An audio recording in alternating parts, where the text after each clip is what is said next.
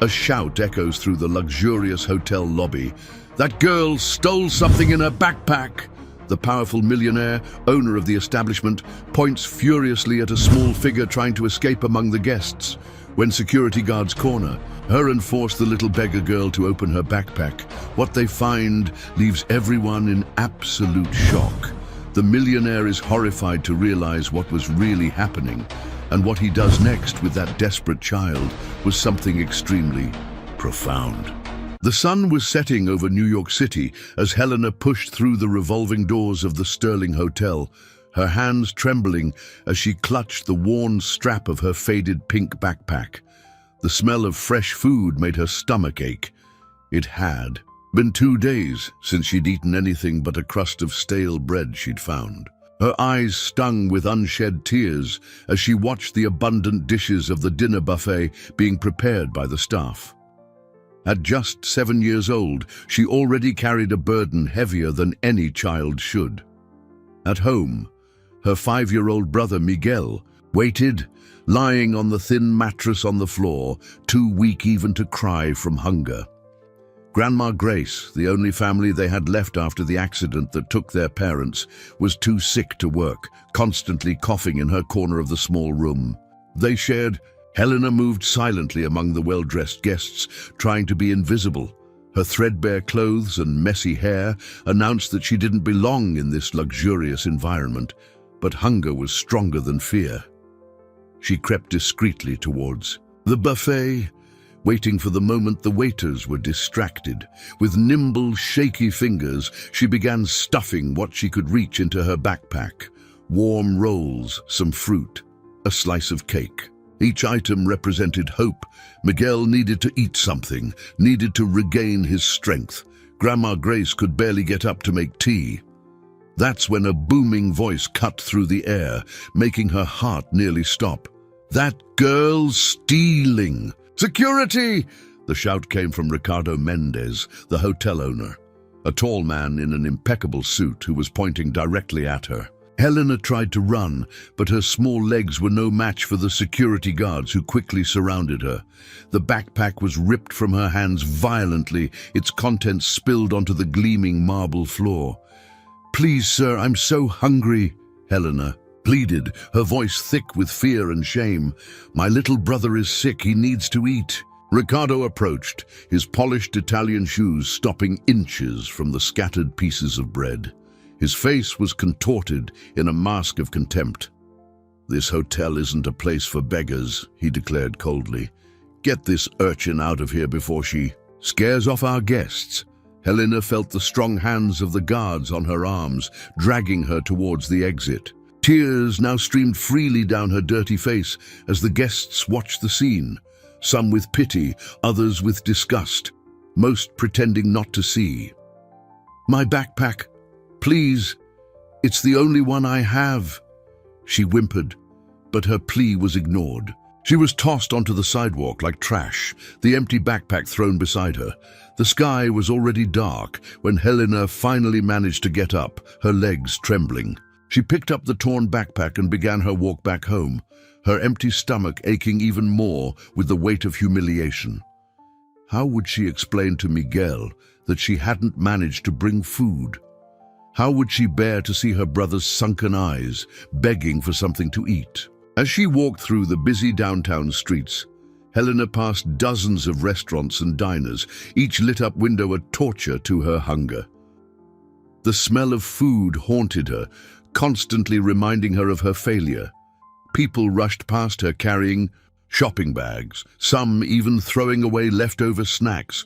But after the humiliation at the hotel, she no longer had the courage to ask or scrounge for anything. Turning the corner onto her street, she found Miguel sitting on the sidewalk, waiting for her. Her heart broke to see he could barely hold his head up. "Sis, you took so long," he whispered, before his eyes rolled back and his small body slumped sideways. Miguel, wake up!" Helena screamed, holding her brother in her arms. People hurried past, some glancing sideways, but no one stopped to help. Miguel's body was hot, feverish, his breathing weak and erratic. At the same moment, a luxurious car passed slowly down the street. Through the tinted windows, Ricardo Mendes observed the scene for a moment. His gaze crossed with Helena's, who recognized him immediately. For a moment, it seemed he would stop. His hand even touched the button that lowered the window. But then, with a roar of the engine, the car sped off and disappeared into the night, leaving behind only exhaust fumes and two desperate children on the cold sidewalk. Ricardo Mendes sat down at the table of the city's most exclusive restaurant, but the food on his plate remained untouched. The waiter had asked 3 times if something was wrong with the preparation, but he could barely respond.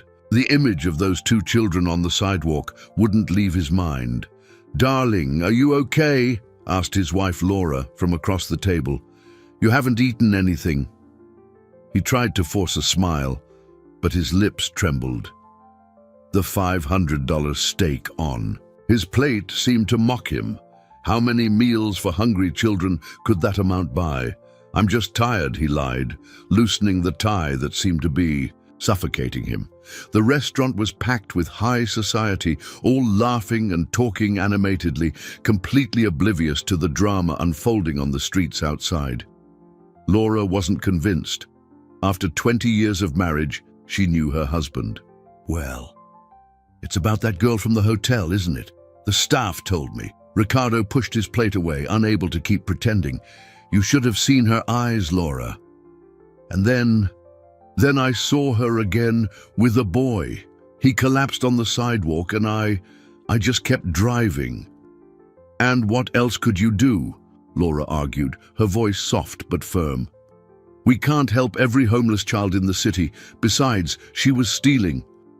"Leftover food," Ricardo murmured, feeling bile rise in his throat. "She was taking scraps that would have been thrown away." The silence that followed was broken only by the clinking of silverware and glasses at neighboring tables. Laura watched her husband with growing concern. In all their years together, she had never seen him like this. "I'm going back there," he suddenly declared, getting up from the table. Laura tried to protest, but he was already asking for the check. 20 minutes later, Ricardo parked his car in the same spot where he had seen the children. His heart pounded when he found them still there.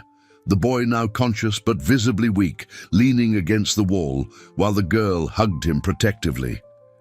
He got out of the car carrying a bag with the leftovers from the dinner he'd barely touched. Seeing him approach, Helena instinctively pulled her brother closer, her eyes wide with fear. "I'm not going to hurt you," Ricardo said, his voice trembling slightly. "I brought food." Miguel tried to get up, smelling the food, but his legs gave out. Helena held him, torn between fear and the desperate need to feed her brother. "Why are you doing this?" she asked, suspicious. "You kicked me out of the hotel." The question hit Ricardo like a slap. I was cruel. I'm sorry." Helena continued to stare at him with distrust, but when Miguel let out a weak groan, she finally yielded. With shaky hands, she took the offered bag and began feeding her brother small pieces at a time. "Where are your parents?" Ricardo asked, sitting on the curb, maintaining a respectful distance. "Dead," Helena answered dryly, without taking her eyes off her brother. "Car accident. Now it's just me, Miguel, and Grandma Grace." "And where is your grandmother?" "At home. She's really sick, can't even get out of bed properly." Helena paused, hesitant. "She tries to take care of us, but she can't work like this." Ricardo watched in silence as Miguel ate greedily, his small hands trembling as he brought each piece to his mouth. The girl only started eating after she was sure her brother was satisfied. "Miguel is sick," Helena continued, her voice choked. "He's had a fever for days. Grandma says it's because we haven't eaten right in a long time." It was then that Ricardo noticed how warm the boy was, even on the cold night. His face was flushed with fever, and his breathing seemed irregular. "He needs to go to a hospital," he declared, standing up decisively. Helena immediately hugged her brother. "No, they'll separate us. They'll send us to different shelters." "No one's going to separate you," Ricardo promised, though he wasn't sure if he could keep that promise. "But your brother needs a doctor. Now." After several minutes of arguing, Helena finally agreed, but with one condition: she would not leave. Her brothers sighed for a moment. Ricardo helped carry Miguel to the car, noting how alarmingly light the boy was for his age. On the way to the hospital, looking in the rearview mirror, he saw Helena whispering words of comfort to her brother, her eyes full of a love and concern that seemed too big for a 7-year-old. It was in that moment that Ricardo realized his life would never be the same. The emergency room of the public hospital was crowded, but the name Mendez opened doors that would normally remain closed for hours. Helena watched everything with a mix of gratitude and distrust, without letting go of her brother's hand while the doctors examined him. "Severe malnutrition and dehydration," declared the doctor, Dr. Adams, after the initial exams. Her stern gaze alternated between Miguel, who was now sleeping with an IV needle in his arm, and Ricardo, who shifted uncomfortably in his chair. "The child needs immediate admission." That's when a social worker entered the room, her heels making a sharp noise on the hospital floor. Marcia Evans was a middle-aged woman with sharp eyes that had seen too many stories like this one, or so she thought. "Mr. Mendez," she began, her professional tone barely masking her suspicion, "could you explain exactly what your relationship is to these children?" Ricardo felt the weight of her accusing gaze. They were starving near my hotel." "And your hotel?" Marcia interrupted, taking notes. "The same hotel where, according to reports, you expelled this girl this afternoon." Helena, who until then had kept her eyes fixed on her brother, turned abruptly. "No, he's trying to help now. Please don't send him away." The girl's desperate plea surprised everyone. Marcia approached her, kneeling down to be at her eye level. "Honey, I need to understand what's happening so I can help you. Where is your family?" "Our grandma," Helena began, but her voice broke. The tears she had held back for so long finally started to fall. "She's really sick. Can't even get out of bed properly. We didn't have anything to eat at home anymore." Ricardo felt his heart clench. How many times had he walked past people asking for help on the street and simply looked away? How many Helenas and Miguels had he ignored in his privileged life? "I can pay for everything," he quickly said. "The treatment, medicine, food." This isn't about money, Mr. Mendez," Marcia retorted dryly. "I need to ensure the safety of these children. Do you understand that your behavior is, at the very least, suspicious? First, you kick out a starving child, and a few hours later you show up presenting yourself as a benefactor." "I know how it looks," he admitted, running his hands through his tired face. "But I couldn't leave them on that sidewalk. Miguel could have." "Miguel needs rest now," interrupted Dr. Adams, noticing that the boy was restless from the raised voices. "And Helena also looks exhausted." Indeed, the girl could barely keep her eyes open, still holding her brother's hand tightly. The fatigue, hunger, and emotional stress were finally taking their toll. "I'll contact Child Protective Services," Marcia declared. "In the meantime, Helena will be placed in temporary custody at the city shelter." "No!" Helena cried, standing up so abruptly, she almost knocked over the chair. "You promised you wouldn't separate us. You promised." Ricardo felt as if he had been punched in the gut. There has to be another solution. She needs to stay with her brother. "You have no authority over these children." Marcia was inflexible. "And frankly, your insistence on getting involved is starting to concern me. Please," Helena whispered, gripping the sleeve of Ricardo's jacket with surprising strength. "Don't let them take me. Miguel needs me." The businessman, accustomed to always being in control, felt completely helpless. For the first time in his life, his money and influence seemed useless in the face of the system's coldness. "Can I at least take some things for her to the shelter?" he asked, his voice hoarse. Marcia nodded reluctantly, handing him a card with the address. You can leave the items at the reception desk, but do not attempt direct contact with the minor. When the hospital security guards came to take Helena, it took 3 adults to separate her hand from Miguel's. Her screams echoed down the hallway, making other patients and staff stop to watch the painful scene. "Take care of my brother," was the last thing she screamed before disappearing through the door, leaving behind a deafening silence. Ricardo remained standing there in the middle of the hospital room, watching Miguel sleep. The boy, even sedated, had an expression of pain that didn't match his childlike face. On the wall, the clock read 11:45 p.m. Not even 12 hours had passed since he had yelled at a starving child in his luxury hotel. How could a life change so much in so little time? The St. Francis City Shelter occupied an old building downtown, its peeling walls telling stories of decades of neglect. Ricardo parked his imported car in front of the location the next morning, carrying bags of clothes and basic toiletries he had bought late at night at a 24-hour pharmacy.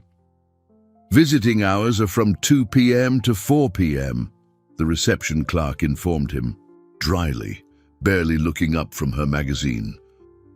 "I'm not here to visit," Ricardo explained, placing the bags on the counter. "I brought some things for Helena, the girl who arrived last night."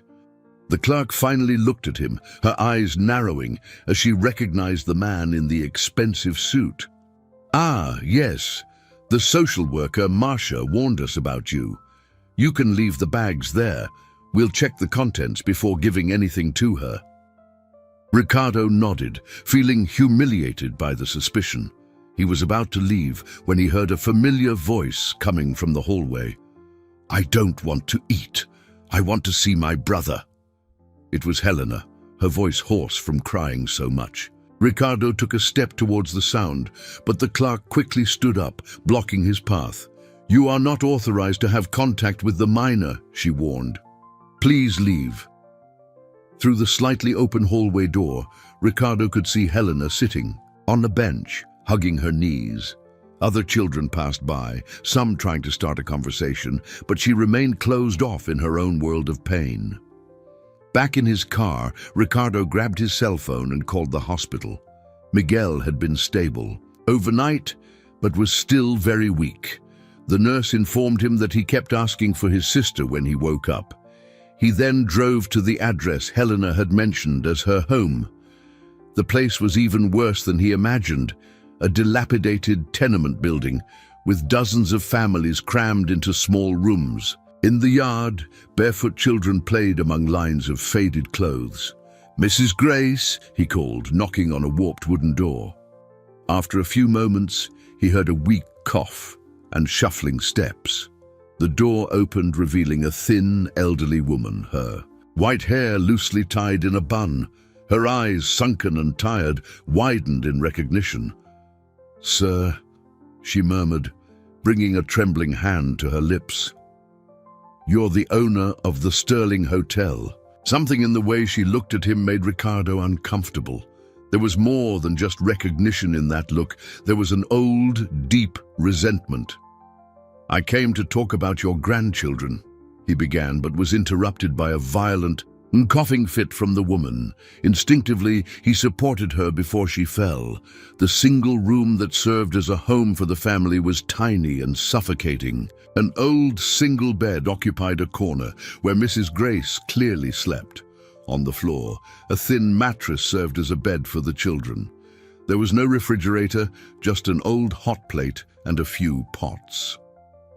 "I'm sorry," she said after the coughing subsided. "This bronchitis, I can't get rid of it. And without being able to work, you need medical treatment," Ricardo declared, helping her sit on the bed.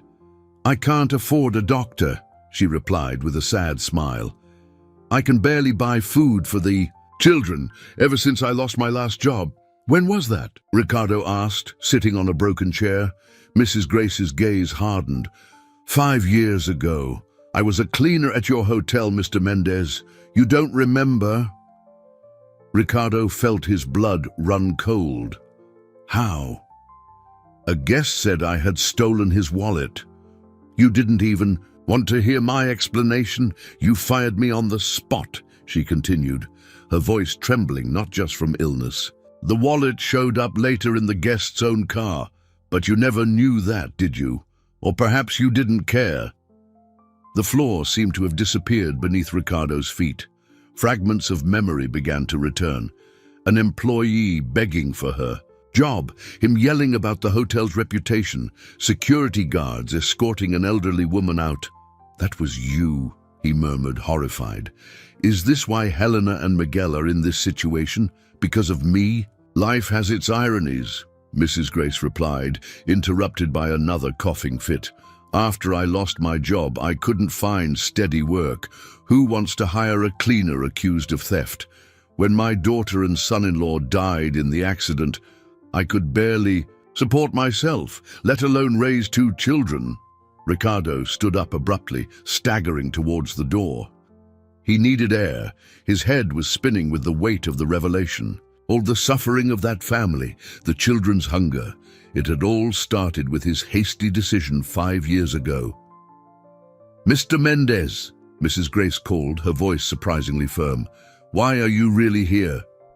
He stopped at the door, unable to face her. I want to help. I need to help. Now, she asked, and the bitterness in her voice was palpable. After 5 years, after my grandchildren had to steal food from your hotel? Ricardo finally turned around, tears streaming down his face. I can't change the past, but I can try to fix what I did. Please let me help your family. The silence that followed was broken only by the sounds of life in the tenement. Children playing, radios playing, people talking. A life that had always existed parallel to his, but which he had chosen to ignore. Ricardo spent the next few days in a frantic routine, splitting his time between the hospital, the shelter, and the tenement.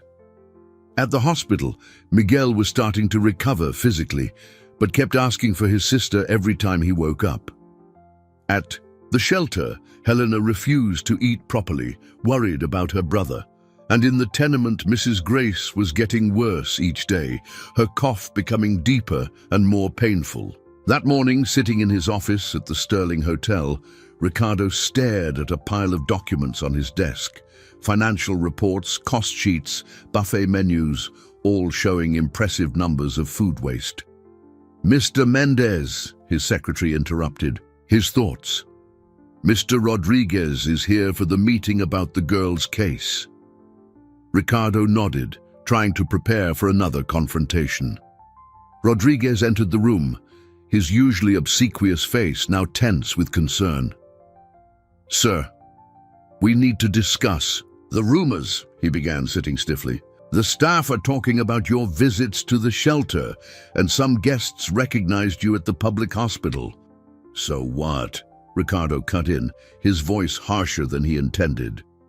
The Sterling Hotel has a reputation to protect, Rodriguez continued, choosing his words carefully. Our clientele expects a certain standard. If they find out the owner is getting involved with people from the streets. Ricardo stood up abruptly, his hands shaking with anger. Are you talking about a 7-year-old child and her sick brother?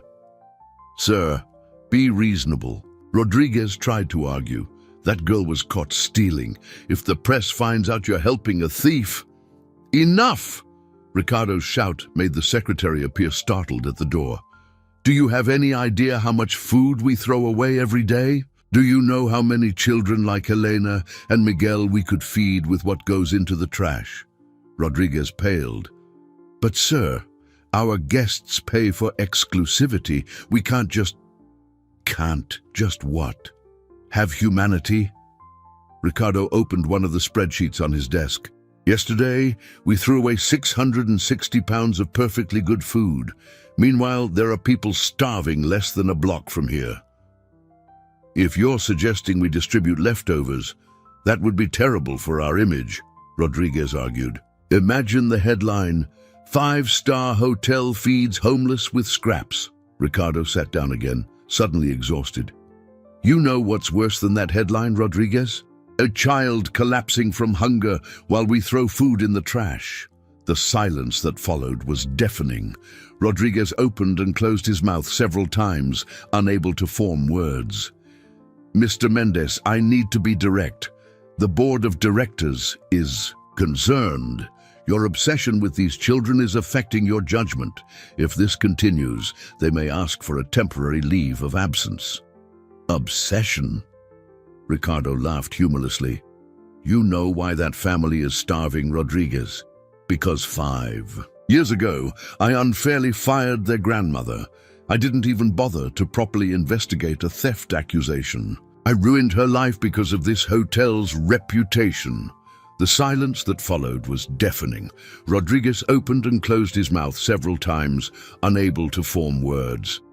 You need to think about the hotel, he managed to finally say. About the employees who depend on this job. About the tradition we've built. What tradition? Ricardo asked bitterly. The tradition of throwing people onto the street without giving them a chance to defend themselves. Of pretending that misery doesn't exist on the other side of our glass doors? At that moment, his phone vibrated. It was a message from the social worker. Helena had tried to escape the shelter overnight. She was found walking alone through the streets, trying to get to the hospital to see her brother. You're fired, Ricardo declared suddenly. What? Rodriguez choked. You heard me. Pack your things and leave. And tell the board they can try to remove me, but this hotel is still mine. And starting today, things are going to change around here. After Rodriguez left, still stunned, Ricardo picked up the phone and started making calls. First to his lawyer, then to some contacts at City Hall. A plan was forming in his mind. He looked out the window of his office, watching the activity on the street. People rushing by, some leaving the hotel carrying expensive shopping bags, others asking for spare change on the corners. Two worlds that had always coexisted, separated only by glass doors and his own indifference. Not anymore. On his desk, next to the waste reports, was a photo he had taken of Helena and Miguel at the hospital. In it, even sick, the boy was smiling while his sister held his hand. It was for that smile he would fight now, even if it meant losing everything he had. Built up until then, news of the manager's dismissal spread through the hotel like wildfire. Employees whispered in the hallways, divided between fear and curiosity about the changes that were coming. In the kitchen, Chef Philippe, a Frenchman who had managed the hotel restaurant for years, watched nervously as Ricardo inspected the food disposal area. Monsieur Mendes, he began, his accent more pronounced due to nervousness. I understand your concern, but we cannot serve food that has been exposed on the buffet. It is a matter of food safety. Ricardo picked up a perfect apple from the discard pile. And these fruits, why are they being thrown away? The chef adjusted his hat, uncomfortable. Hotel policy, monsieur. We change the fruit buffet 3 times a day to maintain impeccable presentation. Presentation, Ricardo repeated the word as if it tasted bitter. Do you know how many children like Miguel could be fed with what we throw away in a single day? Before the chef could answer, they were interrupted by Laura, who entered the kitchen with firm steps. Ricardo, we need to talk. Now. In the office, Laura barely waited for the door to close before starting. Have you lost your mind? The board is in an uproar. Shareholders are calling non-stop, and now they tell me you're going to turn our 5-star hotel into a soup kitchen. No, Ricardo replied calmly. I'm going to turn it into something better, something that makes a difference. A difference. Ricardo, you built this hotel from scratch, 20 years of hard work, and now you're going to throw it all away for 2 street children? The word street made Ricardo flinch. They have names, Laura, Helena and Miguel, and they're not street kids. They have a grandmother who got sick because I unfairly fired her years ago. Laura stopped, surprised. What are you talking about? Ricardo told her the whole story of Mrs. Grace. When he finished, his wife was sitting, shocked. Why did you never tell me about this employee? Because I didn't even care at the time, he admitted, the shame evident in his voice. She was just another dispensable employee. At least that's how I thought of her. Laura remained silent for a long moment. And what do you intend to do now? I'm going to open a community kitchen attached to the hotel. The food that would be discarded will be used to feed people who need it. And not just that. I'll hire people from the community, provide training, opportunities. The shareholders will never accept. Then let them sell their shares, Ricardo declared. I have enough money to buy them. This hotel is my dream, Laura. But what kind of dream is worth having if it's built on the hunger of others? At that moment, his cell phone rang. It was from the hospital. Miguel had gotten worse overnight, developing pneumonia. I have to go, he said, standing up. Wait, Laura stopped him. I'll come with you. At the hospital, they found Helena sitting in the hallway, hugging her knees. Apparently, after her escape attempt, the social worker had agreed to let her visit her brother. He doesn't want to eat, the girl informed them as soon as she saw them, her deep circles under her eyes showing nights of poor sleep. He just cries and asks for Grandma. Laura knelt beside her, touched by the little girl's worry. How long since you've eaten properly, honey? Helena shrugged, her eyes fixed on the door of the room where Miguel was. I can't. The food won't stay down. You need to take care of yourself so you can take care of him, Laura said softly, surprising Ricardo with her gentleness. Grandma always said that, Helena murmured, and for the first time since they had met her, a sob escaped her. I miss her so much. Laura hugged her instinctively, and the girl, surprising everyone, didn't resist. She began to cry, a deep and painful cry that seemed to hold all the sadness in the world. Ricardo watched the scene when his cell phone vibrated again. It was a message from Chef Philippe. Monsieur, after our conversation, I gathered the kitchen team. We want to help with your community kitchen project. All of us. He smiled, feeling a pang of hope. He looked at his wife, comforting Helena, at the door where Miguel was fighting pneumonia, and at the message on his phone. Maybe, just maybe, he wasn't alone in this battle. The following days brought an avalanche of changes and challenges. Miguel's pneumonia proved resistant to antibiotics, his small form battling the fever that wouldn't break. Helena had practically moved into the hospital, sleeping curled up in the armchair beside her brother's bed, refusing to go back to the shelter. Marcia, the social worker, had tried to intervene, but for the first time, she met resistance not just from Helena, but also from the medical team. Her presence is helping his recovery, Dr. Adams argued. Every time she leaves, his vital signs worsen. That afternoon, Ricardo was in the hospital room when Miguel woke up from another period of high fever. His eyes, usually lively and curious, were dull with fatigue. Mr. Ricardo, he called weakly, tell me a story. Helena, who was dozing in the armchair, immediately woke up. It was the first time in days her brother had asked for anything other than water.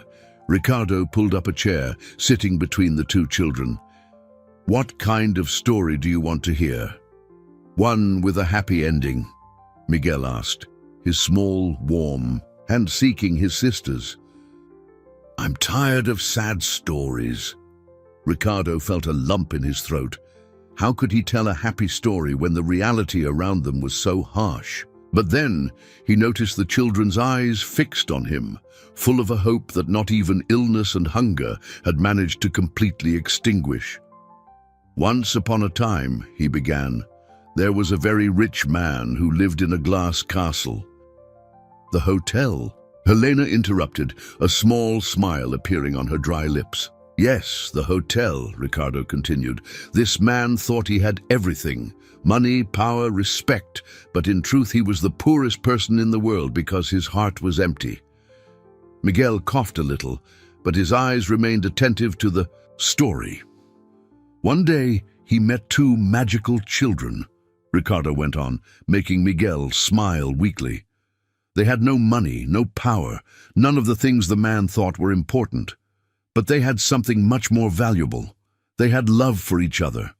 And that love was so strong it began to melt the ice that covered the rich man's heart. And then, Miguel asked, his voice a whisper, then the man discovered that his glass castle was built on lies, that while he wasted food and money, good and honest people were in need right next door. And for the first time in his life, he felt ashamed of who he was. Helena squeezed her brother's hand, her eyes now fixed on Ricardo.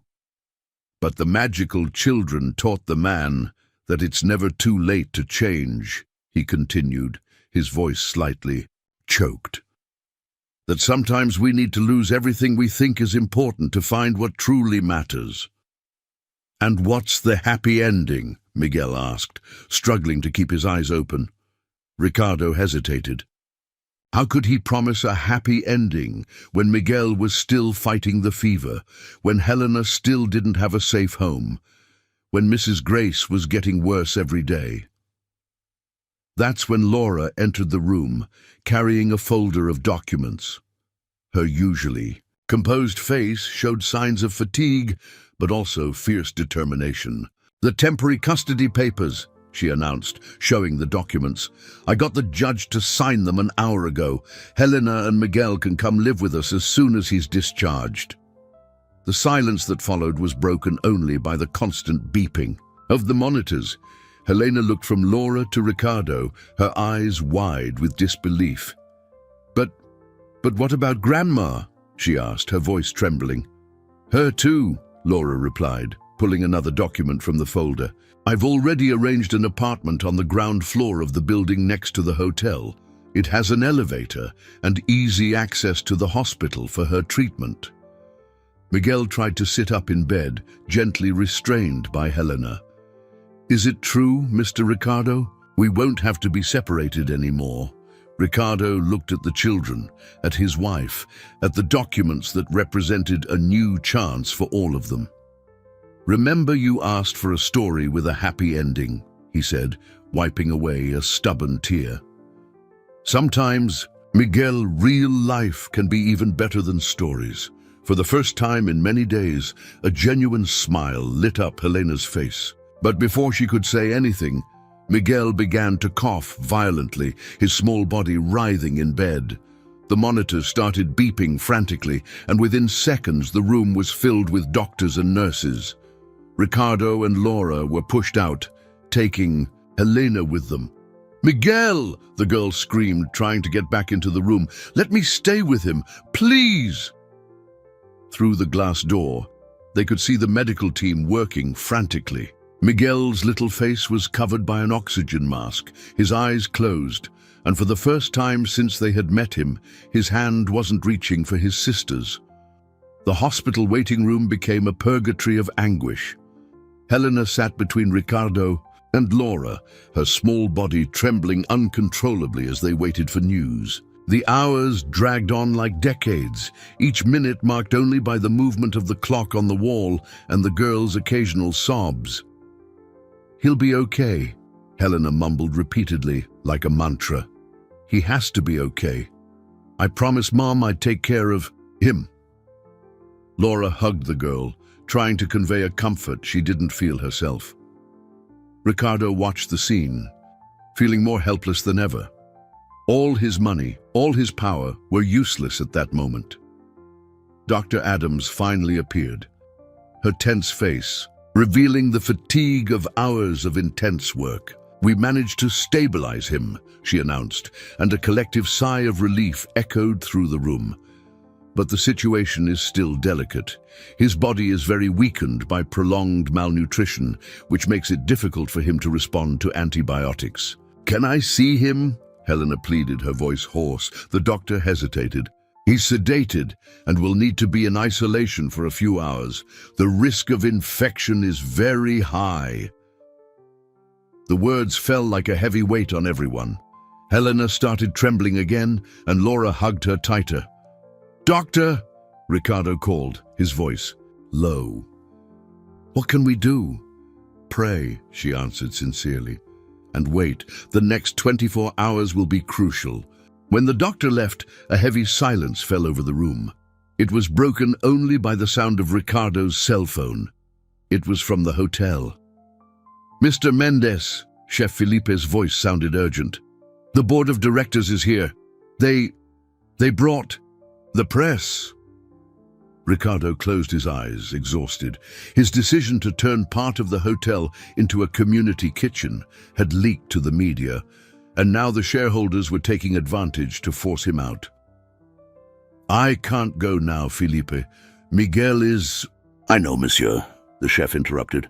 "But they are threatening to vote for your immediate removal. They say you are mentally unstable, obsessed with charity cases." Laura, who was listening to the conversation, gently touched her husband's arm. "Go. I'll stay with her." Ricardo looked at Helena, who seemed to have aged years in the last few hours. "I can't leave them now." "Go," Helena said suddenly, her voice surprisingly firm. "Save the hotel. Miguel would like to see that restaurant you talked about when he gets better." The when, not if, in her words, made Ricardo's heart ache. Even amidst so much suffering, that child still managed to hold onto hope. At the hotel, the scene was chaotic. Journalists jostled in the lobby, while board members, led by Arthur Sterling, the main shareholder, gave impassioned statements. "The Sterling Hotel has always been synonymous with exclusivity," Arthur boomed at the cameras. "We cannot allow its legacy to be destroyed by a philanthropic outburst from its owner." Ricardo entered silently from the back, observing the scene. He saw longtime hotel employees standing in corners, their gazes downcast and embarrassed. He saw wealthy guests watching the spectacle with morbid interest. And he saw, through the glass doors, people from the community who had already heard about the community kitchen project, waiting to see if they would have a chance to eat a decent meal. That's when he noticed something. At the entrance to the kitchen, dozens of employees were gathered, all wearing their impeccable uniforms. Chef Philippe was at their front, and when he saw Ricardo, he gave a small nod. "Enough!" Ricardo's voice cut through the air, silencing the murmur. Everyone turned to him, surprised by his presence. "Ricardo," Arthur smiled falsely for the cameras. "Glad you came to your senses. We can resolve this civilly." "No, Arthur. Now you're going to listen to me." Ricardo walked to the center of the lobby. "A few weeks ago, I kicked a starving child out of this hotel who just wanted to take some food for her sick brother, food that was going to be thrown away. The journalists crowded closer, recorders in hand. That night, I was exactly like you," he continued, looking directly at the cameras. "Concerned with appearances, with profits, with what others would think. But you know what happened. That child taught me more about humanity in a few days than I learned in 20 years running this hotel." Arthur tried to interrupt, but Ricardo raised his hand, silencing him. "Right now, while we're here discussing legacy and exclusivity, that same boy is fighting for his life in a hospital. And you know why? Because people like us decided it's better to throw food in the trash than to feed the hungry." The kitchen staff began to approach, forming a semicircle behind Ricardo. One by one, other hotel employees also joined them. "So yes, I am going to turn part of this hotel into a community kitchen. I am going to hire people from the community, provide training, opportunities, and if any of you disagree with this..." Ricardo took an envelope from his pocket and handed it to Arthur. "This is a check to buy all your shares at market value. The same offer applies to any other shareholder who wants to leave, because starting today, the Sterling Hotel will serve not just the rich, but everyone who needs a decent meal." Ricardo's phone started ringing. It was Laura. His heart froze as he answered. "Ricardo," her voice was choked. "Come quickly. It's Miguel." The hospital hallway was strangely silent when Ricardo arrived running. Laura was standing in front of Miguel's room, hugging Helena, who was sobbing violently. For a terrible moment, his heart stopped. "What? He woke up!" Laura interrupted quickly, sensing his panic. "The fever broke." Ricardo had to lean against the wall, his legs trembling with relief. Through the glass door, he could see Miguel, sitting in bed, still pale and weak, but with his eyes open and alert. "But she won't let us in," Helena sniffled, pointing to Dr. Adams, who was checking the boy's vital signs. "She says he needs more tests." As if she had heard her name, the doctor came out of the room, her face tired, but with a small smile. "The crisis passed," she announced. "We still don't know exactly how, but his body started responding to the antibiotics. It's almost a miracle considering the state he was in." "Can I see my brother now?" Helena pleaded. The doctor nodded, but before the girl entered, she held her arm gently. "Just a heads up, he's asking for his grandmother." Helena froze.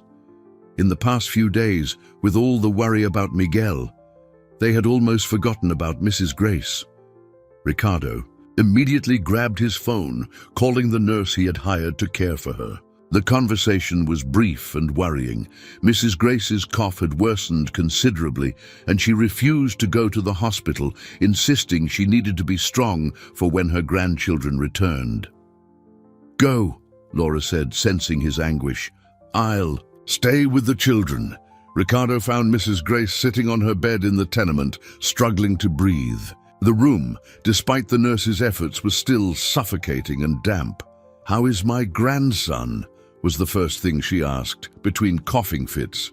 "Getting better," Ricardo replied, sitting beside her. "But now it's you who needs care."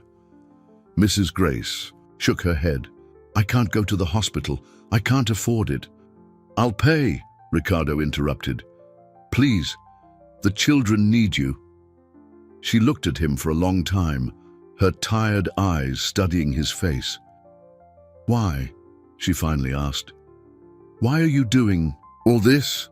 Ricardo was silent for a moment, choosing his words carefully. "Because for years I lived in a bubble of privilege, judging people without knowing their stories. Because I ruined your life due to prejudice, and that affected not only you, but 2 innocent children." "The past is past," she murmured. "No," Ricardo was firm. "The past has consequences. If I hadn't fired you unfairly, maybe Helena and Miguel would never have gone hungry. Maybe he wouldn't be fighting for his life in a hospital." Another coughing fit interrupted the conversation. When it passed, there was blood on Mrs. Grace's handkerchief. "Enough discussion," Ricardo declared, standing up. "We're going to the hospital now." This time she didn't resist, perhaps finally realizing the seriousness of her situation. On the way, Ricardo called Laura, who told him that Miguel was asking insistently for his grandmother. When they arrived at the hospital, a surprise awaited them. Chef Philippe was in Miguel's room, wearing his full uniform, serving homemade soup that filled the room with a comforting aroma. "Monsieur," he greeted Ricardo with a smile, "I hope you don't mind. After you left the hotel, I thought the children deserved a special meal." Miguel was sitting in bed, eating the soup with an appetite he hadn't shown in days. Helena, beside him, also ate, although her eyes didn't leave her brother. "Grandma!" Miguel exclaimed, seeing Mrs. Grace trying to get up. "Stay put," she said. Her voice choked, walking slowly to the bed. When she got close, she pulled her 2 grandchildren into a tight hug, ignoring the nurse's protests about contamination. Ricardo was watching the scene when he felt Laura hold his hand. "His tests improved a lot," she whispered. "The doctor said if he keeps this up, he might be discharged in a few days." At that moment, his phone vibrated with a message. It was a photo of the hotel, The staff had set up an impromptu buffet on the sidewalk and were serving people experiencing homelessness. The caption, written by Philippe before leaving to bring the soup, read, "The revolution has begun, patron." Ricardo looked at the family gathered on the hospital bed, Mrs. Grace hugging her grandchildren, Miguel eating soup with a will to live, Helena finally allowing herself a genuine smile. There was still much to be done, many battles to be fought, but for the first time in weeks, he felt they were on the right path. That's when Mrs. Grace had another coughing fit, this one more violent than the previous ones. The blood on the handkerchief was more abundant, and her eyes widened in panic before she collapsed into her grandchildren's arms. The following weeks became a roller coaster of emotions, while Miguel gradually recovered, gaining color and energy. Each day, Mrs. Grace fought advanced tuberculosis in another room of the same hospital. Helena divided her time between the two, her small legs tirelessly walking the hallways that separated the people she loved most in the world. Pneumonia was just one of the problems, explained Dr. Adams to Ricardo and Laura after another round of tests on Mrs. Grace. The tuberculosis probably started months ago, but without proper treatment, it spread. "She'll get better, won't she?" Helena's voice sounded softly from the consultation room door, making the adults turn in surprise. No one had seen her arrive. The doctor hesitated, choosing her words carefully. "We're doing everything we can, honey. Your grandmother is a fighter." Helena nodded, her eyes much older than her 7 years. "Can Miguel go home now?" "In 2 days," the doctor replied, grateful for the change of subject. "But he'll need special care for a while." "We'll take care of him," Laura assured her, who in the past few days had become a constant and comforting presence for the children. Back in Miguel's room, they found the boy sitting in bed, flipping through a storybook Laura had brought. His face was still thin, but his eyes had regained their curious sparkle. "Sis, look," he called out excitedly when he saw Helena. "Aunt Laura taught me to read this word here, H-O-P-E. Helena smiled, sitting on the edge of the bed. "That's great, Miguel. When you're better, I'll teach you more. The teacher at the shelter said I read really well." Ricardo was watching the siblings' interaction when his cell phone vibrated. It was a message from Chef Philippe with photos of the new community kitchen at the Sterling Hotel. The construction was almost finished, and the first group of community residents was already being trained to work in the kitchen. "Look at this," he showed the photos to the children. "What do you think?" Miguel's eyes lit up seeing the pictures of the professional kitchen. "When I grow up, I want to be a chef like Mr. Felipe." "First, you need to get strong," Helena reminded him, her voice taking on the maternal tone she used when she was worried about her brother. "Exactly," Miguel protested. "Mr. Philippe said a chef has to taste everything they cook. I'll get to eat a ton." The collective laughter that followed was interrupted by a nurse who rushed into the room. "Mr. Mendez, Mrs. Grace, Helena was already on her feet before the nurse even finished her sentence, running to her grandmother's room. When the others arrived, they found the girl holding her grandmother's hand, who was breathing with difficulty through an oxygen mask. "My little granddaughter," Mrs. Grace whispered with effort. "I need to tell you something." "No, Grandma," Helena pleaded, tears streaming down her face. "Don't say anything now. Rest." "Listen, honey." Mrs. Grace's voice was just a whisper. "Since your parents left, my biggest fear was leaving you alone. But now..." She looked at Ricardo and Laura, who were watching the scene from the door. "Now, I know you'll be okay. You'll be okay too," Helena insisted. "You have to be, promise?" Mrs. Grace smiled sadly through the mask. "There are promises we can't make, my love, but I promise I'll always be watching over you wherever I am." "No," Helena shook her head violently. "Don't talk like that. Miguel needs you. I need..." Her voice was cut off by the sharp sound of the heart monitor. The medical team flooded the room, pushing everyone out, but Helena refused to let go of her grandmother's hand. "Grandma!" she screamed, while Laura gently tried to pull her away. "Grandma, don't go. You promised you wouldn't leave us alone. You promised." In the hallway, Ricardo held Miguel, who had gotten out of his bed upon hearing his sister's screams. The boy cried silently, his small body trembling. "Please," he murmured, "please, don't take my grandma too." The sound of the monitor continued to screech, marking the seconds that seemed to drag on for hours. Through the glass door, they could see the medical team working frantically, trying to bring Mrs. Grace back. Helena had knelt in the hallway, her hands clasped in prayer, repeating non-stop, "Please, God, don't take her, please. You already took Mommy and Daddy, please." The sound of the heart monitor returned to a normal rhythm after what seemed like an eternity. Mrs. Grace had survived, but Dr. Adams didn't hide her concern. "She's very weak," the doctor explained in a corner of the hallway, away from the children's ears. "Her heart almost didn't make it this time. We need to prepare." "No," Ricardo interrupted, his voice firm. "There must be something we can do. Other treatments, specialists?" "We've brought in the best specialists," the doctor replied softly. "Sometimes, Mr. Mendez, not all the money in the world can change the natural course of things." In the room, Helena had returned to her grandmother's side, who was now sleeping under the effect of sedatives. The girl held the elderly woman's hand, as if she could, through that touch, transfer her own life force. Miguel was sitting on the other side of the bed in a wheelchair, going against all medical recommendations to remain in his own room. No, one had the heart to separate him from his family at that moment. Laura watched the children from the doorway, her heart breaking. In the past few weeks, she had become attached to them in a way she never imagined possible. Their pain was now her pain too.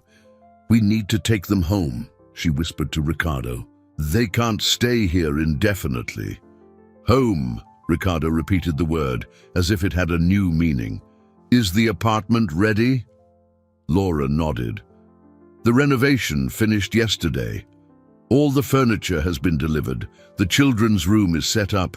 Then let's go today," he decided. "Miguel has already been authorized for discharge, and Helena, she needs a better environment than a hospital hallway." The difficult task of convincing the children to leave the hospital fell to Laura. With infinite patience, she explained that Grandma Grace needed to rest, that they could come back to visit her every day, that their grandmother would be happy to know they were well cared for. "Promise she won't. She won't be gone when we're not here?" Helena asked, her eyes full of fear. "The medical team will take very good care of her," Laura assured her, choosing not to make promises she couldn't keep. "And any change, we'll rush back here." The apartment Ricardo had prepared for the family was in the building next to the hotel. It was spacious and airy, with a view of a small park. The children's room had been decorated with cheerful colors, the new beds covered with soft sheets featuring the characters Miguel loved so much. But what really captured the children's attention was the kitchen. Large and well-equipped, it had a round table where everyone could sit together for meals. "Look, sis," Miguel exclaimed, still a little weak but visibly excited. "Just like Mr. Philippe's kitchen." Helena smiled, the first genuine smile in days. "It's bigger than our whole place in the tenement building." The mention of the tenement building brought a heavy silence. Laura quickly suggested they have a snack, and soon Chef Philippe appeared carrying a basket with fresh bread and other treats. "We need an assistant to taste these new recipes," he said, winking at Miguel. "Anyone interested?" While the children ate, Ricardo received a call from the hospital. His face turned pale as he listened, and Laura immediately realized something was wrong. "Grandma Grace's test," he began, but his voice broke. "How long?" Laura asked softly, understanding without needing further explanation. "Days," he replied, his voice barely a whisper. "Maybe a week." Across the table, Helena watched the adults' conversation with watchful eyes. Even without hearing the words, something in her expression showed she understood exactly what was happening. "Mr. Ricardo," she called, her voice small but determined. "Can I ask for something?" Ricardo approached, kneeling beside her. "Of course, honey. What do you want?" "I want to have a party," she said, surprising everyone. "A birthday party for Grandma. Her birthday is next week, but she never got to celebrate properly. I want to have a nice party, with cake and everything, just like she always wanted to do for us but couldn't." The request hit Ricardo like a punch in the gut. Helena knew. Somehow that girl of just 7 years old had understood that she needed to create one last happy memory with her grandmother. "First thing tomorrow," he promised, his voice choked. "We'll throw the best birthday party your grandmother has ever had." That night, after the children finally fell asleep, Laura found Ricardo crying silently on the balcony. "How are we going to tell them?" he asked, not wiping away the tears. "How do we tell them they're going to lose the only family they had?" "Left?" Laura hugged him from behind, resting her head on his back. "They're not going to lose their only family," she corrected gently. "They have us now." Grandma Grace's birthday party was organized in record time in the hospital's sunroom. Chef Philippe and his team had worked all night preparing a cake decorated with sugar flowers and various sweets she used to mention with nostalgia from her childhood. Elena had insisted on helping with the decorations, hanging colorful balloons and festive banners with her own hands. Miguel, still using a wheelchair, supervised everything with shining eyes, giving suggestions on where to place each decoration. "Grandma always wanted a party like this," he commented while watching the hotel staff setting up a table with a white lace tablecloth. "She used to say that when she was little, she never had a birthday party." Laura, who was helping Helena tie the balloons, felt her heart clench. It was impressive how the children, even having so little, thought first of their grandmother's happiness. When everything was ready, Ricardo went to get Grandma Grace from her room. She was too weak to walk, so they brought her in a special hospital bed. Her eyes filled with tears upon seeing the decorations. "My loves," she whispered when Helena and Miguel ran to hug her. "You didn't need to do all this." "Yes, we did," Helena declared firmly. "You deserve the best party in the world." The medical team had authorized 1 hour of celebration, and everyone made an effort to make every minute count. Chef Philippe personally served a slice of cake for Grandma Grace, who managed to eat a few small bites with visible effort. "It's delicious," she praised, even barely being able to swallow, "just like my mother used to make." That's when Helena took an envelope from her backpack. "I made you a present," she said shyly, handing it to her grandmother. Inside was a colorful drawing, a big house with a garden, where 5 smiling figures were holding hands: Grandma Grace, Helena, Miguel, Ricardo, and Laura. "It's our family," the girl explained, "everyone together." Grandma Grace held the drawing with trembling hands, silent tears streaming down her wrinkled face. "I'm so glad you won't be alone anymore," she said softly. "You won't be alone either," Miguel assured her, holding her hand. "When you get better, you'll live with us in that nice house Mr. Ricardo arranged."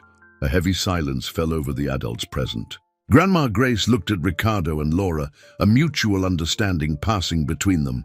"Miguel, my little angel," she called, her voice weak but determined. "Helena, my little warrior, come closer." The children moved closer, one on each side of the bed. Grandma Grace held their hands, gathering strength for what she needed to say. "You are the greatest gift God gave me," she began. "Taking care of you after your parents were gone is what kept me alive until now. But sometimes God has other plans for us." "No, Grandma," Helena interrupted, already feeling the weight of those words. "Don't talk like that. Let me finish, honey." Grandma Grace asked softly. "You're too young to understand some things, but you're too strong for me to lie to you. Grandma is very sick, my loves, and sometimes not all the love in the world can heal us." Miguel started to cry silently, while Helena kept her eyes fixed on her grandmother, as if memorizing every detail of her face. "But you won't be alone," Grandma Grace continued. "Ricardo and Laura, they will take care of you as if you were their own children, and I'll always be close, even if you can't see me." "Just like Mommy and Daddy?" Miguel asked between sobs. "Just like them," she confirmed, using her last strength to smile. "And when you miss me, just look up at the sky and send a kiss. I'll be there with them, watching over you." Helena, who until then had remained strong, finally let the tears fall. "But I don't want you to go. I don't want to lose anyone else." "My brave little granddaughter," Grandma Grace stroked her face. "You won't lose me. True love is never lost. You just keep it in a special place in your heart." The party continued for a few more minutes, but something had changed. It was as if everyone knew they were living a precious moment, creating a memory that would need to last forever. When Grandma Grace started showing signs of fatigue, the nurses came to take her back to her room. Before she left, she made one last request. "Ricardo, Laura," she called, "promise you'll take care of my treasures?" "With our lives," Laura assured her, holding her hand. "And promise," Grandma Grace continued, "that you'll teach them to be good people. Don't let the suffering harden their hearts." Ricardo, unable to speak due to emotion, just nodded. He watched as the children gave their grandmother one last hug, their small bodies trembling with suppressed sobs. That night, while putting away the last of the party decorations, Helena approached Ricardo with the drawing she had made. "Mr. Ricardo," she said, her voice small but determined, "could you hang this drawing in Grandma's room so she doesn't feel lonely?" Grandma Grace passed away 3 days after the party, during a quiet autumn dawn. She passed away peacefully in her sleep, with Helena's drawing hanging beside her bed and a photograph of the party in her hands. The children, who had been convinced to sleep at home that night, received the news the next morning. Their reaction surprised everyone. There were no screams or despair, just a deep and painful silence. Helena sat on the bed, hugging her knees, while Miguel curled up in her lap, as he used to when he was even smaller. "She wasn't alone, was she?" was the first thing Helena asked, her voice almost a whisper. "No, honey," Laura replied, sitting beside them on the bed. "The nurse was with her the whole time." Miguel lifted his tear-stained face. "Is Grandma with Mommy and Daddy now?" "Yes, darling." Laura hugged him, her own voice choked. "And they'll take care of her now like she took care of you." Ricardo watched the scene from the doorway of the room, his heart breaking seeing those children facing yet another loss. In the past few weeks, he had learned so much from them about strength and resilience that sometimes he forgot they were just two little children carrying a weight too heavy for their shoulders. The funeral was simple but dignified, in a small cemetery surrounded by trees. To everyone's surprise, several employees from the Sterling Hotel attended, including Chef Philippe and his entire staff, even some residents from the tenement building, and came to pay their last respects. Helena remained standing beside the casket during the entire ceremony, holding her brother's hand tightly. She didn't cry, she didn't speak, she just watched everything with those eyes that seemed to have lived 1,000 years. It was only at night, when they thought the children were asleep, that they heard sobs coming from the room. Ricardo and Laura rushed there, finding Helena sitting on the floor between the two beds, hugging an old coat that had belonged to her grandmother. "I promised her," the girl sobbed. "I promised I'd be strong, that I'd take care of Miguel. But I miss her so much." Miguel got out of his bed and joined his sister on the floor. "I miss her too, sis." Laura knelt beside them, opening her arms. To her surprise, both children threw themselves into her embrace, finally letting the grief flow freely. Ricardo joined them on the floor, wrapping the whole family in his arms. They stayed like that for a long time, crying together, sharing a pain that words couldn't express. "You know what Grandma always said?" Helena said after a while. Her voice hoarse. "That family isn't just blood. It's who chooses to stay when everyone else leaves." The words hit Ricardo and Laura like an arrow to the heart. Yes, they had chosen these children, but somewhere along the way, the children had also chosen them. "You are our family now," Laura said softly. "Forever." "Really?" Miguel asked, his eyes swollen from crying so much, shining with a hint of hope. "You won't give up on us?" "Never," Ricardo assured firmly. "We will never give up on you." Elena lifted her face from Laura's shoulder, her eyes seeking Ricardo's. "Grandma said you changed, that you're not that mean man from the hotel anymore." Ricardo felt tears return to his eyes. "Your grandmother taught me a lot about forgiveness and second chances. You all taught me." "So," Helena hesitated, biting her lip, "can we call you Mom and Dad? Grandma said it was okay, that our parents would understand." Laura started to cry, pulling Helena closer. "Of course you can, honey. Of course you can." Miguel snuggled closer into the group hug. "Now we have 2 dads and 2 moms, some in heaven and some here." That night, for the first time since Grandma Grace's death, the children slept peacefully. Not in their beds, but right there on the floor, snuggled between Ricardo and Laura, like a family that had finally found each other. Before falling asleep, Helena whispered one last thing. "Dad, can we go to the hotel tomorrow? I want to help other children who are hungry, just like Grandma always wanted to do." 6 months passed since Grandma Grace's passing. The Sterling Hotel had transformed completely. The former ballroom now housed a community kitchen that served hundreds of meals daily, while the main kitchen had become a training center for people experiencing vulnerability. Helena and Miguel had made the hotel their second home. Every afternoon after school, they could be found helping in the kitchen or talking with the people who came for a meal. Miguel, now fully recovered, followed Chef Philippe like a shadow, absorbing every detail about cooking. That Saturday afternoon, the hotel was especially busy. It was graduation day for the first class of the job training program, an initiative Ricardo had created in memory of Grandma Grace. "Dad!" Miguel called out excitedly, running through the room in his little chef's uniform. "Come see the cake I helped make." Ricardo followed his son into the kitchen, where a work of art in cake form was being finished. It was a miniature replica of the Sterling Hotel, but with a special detail. The doors were open, and small figures made of sugar paste represented people entering and leaving freely. "It was Helena's idea," Miguel explained proudly. "She said now the hotel doesn't have closed doors for anyone anymore."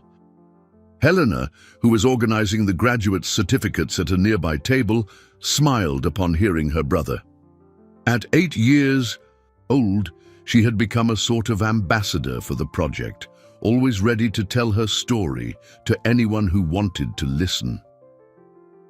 "Look who's here," Laura announced, entering the room with a surprise.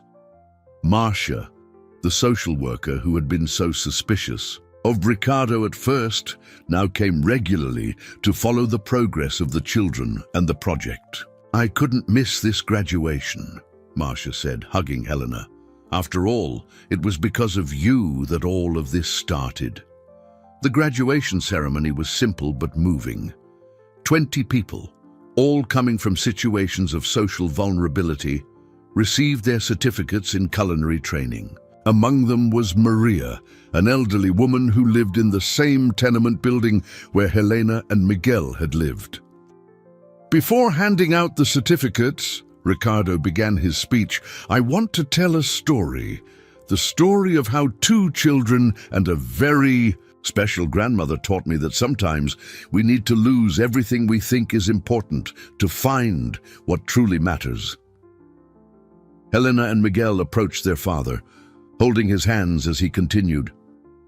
6 months ago, I was a different man. Someone who measured people's worth by the contents of their wallets, not their hearts. Someone who preferred to throw food in the trash than feed the hungry. Someone who unjustly fired an employee and in doing so condemned her family to years of suffering. His voice choked for a moment, and Laura joined them on the makeshift stage, completing the image of the family. But then, on a night that changed everything, a brave little girl tried to bring food to her sick brother, and that girl, along with her brother and her grandmother, not only forgave me, but taught me the true meaning of family, compassion, and second chances. The graduates applauded, many with tears in their eyes, recognizing their own stories in that narrative. Today, Ricardo continued, this hotel is no longer just mine, it is ours, belonging to everyone who needs a meal, an opportunity, a second chance. And that, he looked at Helena and Miguel with tear-filled eyes, that is true success. After the ceremony, while guests celebrated with Miguel's special cake, Helena pulled her parents to a quiet corner of the room. I have something to show you, she said, taking a folded paper from her pocket. It was the drawing she had made for Grandma Grace, now a little faded and creased from being handled so much. I want to hang it here at the hotel, she declared. So everyone who comes in knows that family is who chooses to stay. Laura hugged her daughter, unable to contain her tears. Your grandmother would be so proud of you, my love. She is, Miguel stated, with the certainty only children have. She, Mommy, and Daddy are always watching over us from above. Grandma must be super happy because now there are a ton of people who aren't going hungry anymore. Ricardo watched. His children, remembering how he had met them, two hungry and frightened children fighting to survive. Now he saw before him two little warriors who, even having lost so much, chose to use their pain to help others. You know what? Helena said thoughtfully, looking at the room full of celebrating people. I think Grandma was right. Sometimes we have to go through hard things to learn how to be better. It was a special morning at the Sterling Hotel. It was exactly 1 year since that night that changed so many lives, when a desperate little girl tried to take food for her starving brother. The lobby, once a symbol of exclusivity, was now decorated with flowers and posters made by the children from the community. Mom, Miguel called, running from the kitchen in his chocolate-stained apron. It's almost time. People are arriving. Laura smiled, straightening the crooked tie on her son's uniform. At 6 years old, Miguel was already known as the city's youngest chef apprentice, and his dream of working in the kitchen was coming true, even if for now he could only help with simple tasks. Helena, now 8 years old, supervised the table setting with a seriousness that reminded him a lot of her grandmother. Her hair, once neglected and poorly cut, was now neatly styled in 2 braids, but her eyes held that ancient wisdom they had always carried. Dad, she called Ricardo, who was checking the final details of the event. Do you think she would like all this? She didn't need to explain who she was. Grandma Grace was present in every detail of that special day, in the white lace of the tablecloths, in the flowers she loved so much, in the smell of cornmeal cake that filled the air. She would have loved it, my daughter, Ricardo replied, hugging her, especially because it was your idea. In fact, it had been Helena who suggested turning the anniversary of that difficult night into a celebration, not to remember the pain, but to celebrate the changes that came after it. The Sterling Hotel was now a unique model. It continued to be a luxury hotel, but with a deep social mission. The community kitchen served over 1,000 meals a day. The job training program had already trained hundreds of people, and a new supportive housing project was under construction on the lot. Next door, the hotel guests, far from staying away as many predicted, began choosing the establishment precisely because of its social mission. Some even volunteered, creating a unique bridge between different social realities. As people started arriving for the celebration, Ricardo watched his family. Laura helped Miguel serve the sweets that he had helped make, while Helena greeted the guests with a dignity beyond her years. In 1 year, they had transformed into a true family, united not by blood, but by something much stronger: the choice to stay together. "Excuse me," a voice caught his attention. It was Maria, the elderly woman from the tenement building who had graduated from the training program. She was now an assistant chef at the community kitchen. "I brought a surprise." In her hands was an old photo album. "I found this among Grandma Grace's things that were left at the tenement building," she explained. "I thought the children would want to see." Helena and Miguel ran to see the album, their eyes shining as they recognized photos from when they were babies, moments with their parents, portraits of their grandmother when she was young. But it was one photo in particular that caught everyone's attention. It was Grandma Grace in her hotel employee uniform years ago, with a proud smile on her face. "Look," Helena whispered, touching the photo tenderly. Grandma was right.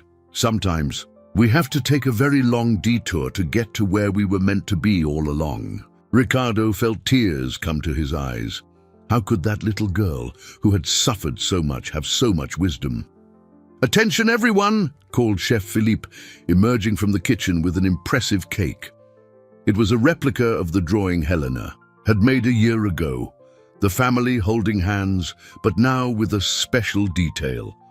Around the main figures, dozens of other small silhouettes formed a circle, representing all the lives that had been touched by the hotel's transformation.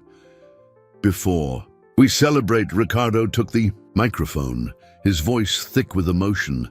"I want to thank two very special children who taught me that it's never too late to change, who showed me that family isn't who you share blood with, but who chooses to stay when it would have been easier to leave." Helena and Miguel ran to hug him, and Laura joined them. There, in the middle of the lobby, which had once been a symbol of exclusion and was now a beacon of hope, they were just one family among many others who had found their place of belonging there. "Grandma," Helena whispered, looking up as she always did when she wanted to talk to Grandma Grace. "We did it. No one will go hungry here anymore. And you were right. Sometimes we have to lose everything to find something much greater." And outside, the sun was setting over the city exactly like it had on that night a year ago, but now painting the sky with colors of hope, no longer despair. The doors of the Sterling Hotel remained open as they would forever, welcoming everyone who needed a meal, an opportunity, or simply a place to call home.